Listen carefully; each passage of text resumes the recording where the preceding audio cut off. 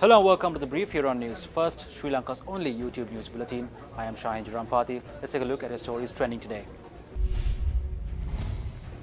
President Mahinda Rajapaksa has reportedly said that he is open to discussing the implementation of the 13th Amendment in talks with the TNA.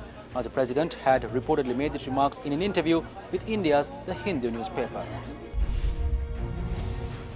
Suhasini Haidar, diplomatic and strategic affairs editor at India's The Hindu newspaper, posted on Twitter that President Mahinda Rajapaksa had said in an interview that he is open to discussing the implementation of the 13th Amendment to the Constitution with the exception of police powers in talks with the Tamil National Alliance.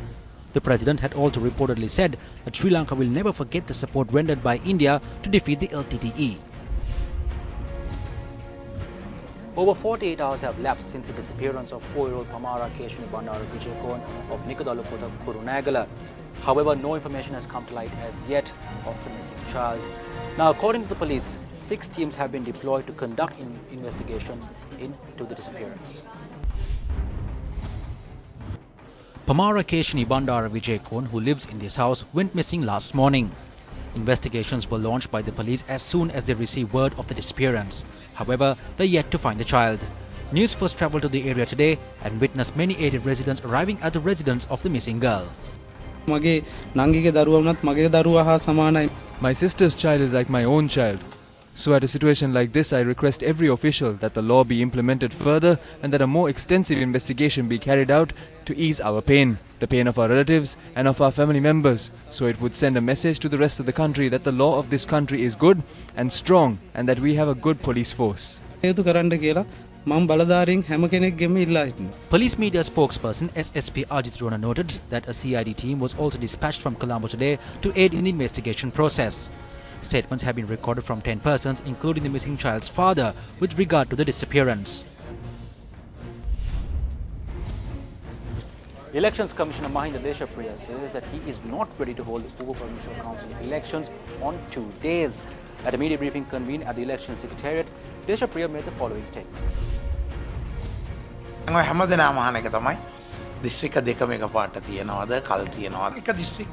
question everyone is asking is if the election for 2 districts are being held simultaneously and if there is enough time.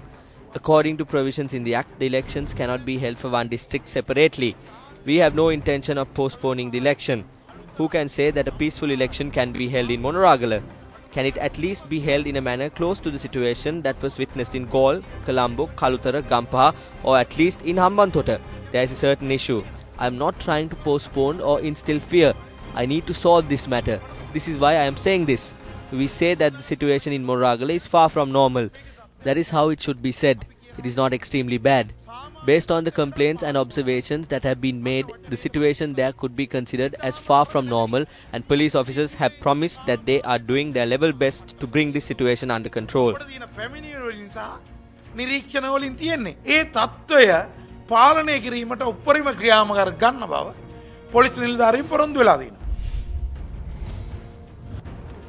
CCTV cameras at a fuel station in Kurunegala captured a bizarre incident where an employee of the station was severely assaulted.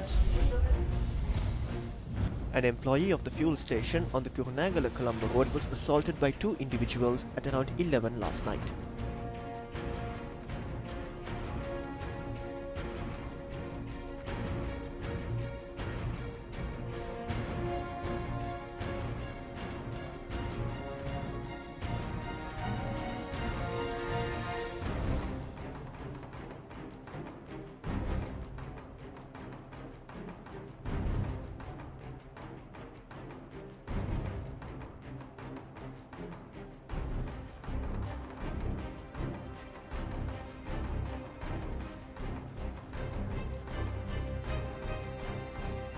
The victim of the assault is receiving treatment at the Kurunegala hospital.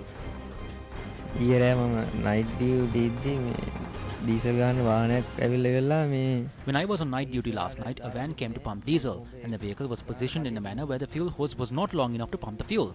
So I told the driver to take the vehicle a bit back, saying that the hose is not long enough. They refused and started to blame me using profane words. I told them once again that if they reversed the vehicle a bit, I could pump the fuel. Then they started using profanity once again, asking me who do I think I am. They went around the back and brought an iron pole and beat me up with it. There were a few people there.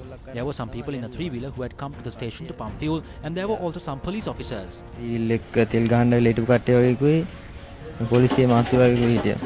Following the assault, the group fled the scene in the van and later met with an accident in Mihindumawada area in Kurunegala.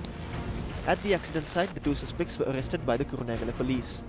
The police said that after the two suspects were produced before the Kurunegala magistrate, they were ordered to be remanded until the 17th of this month.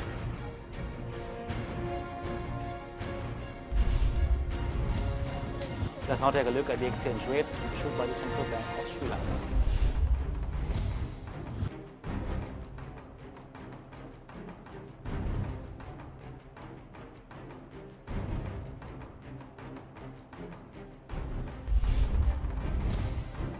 Well, that's it from today's edition of The Brief. Now you can leave us a like, comment or subscribe. I'm Shahin Rampati, reminding you to stay briefed.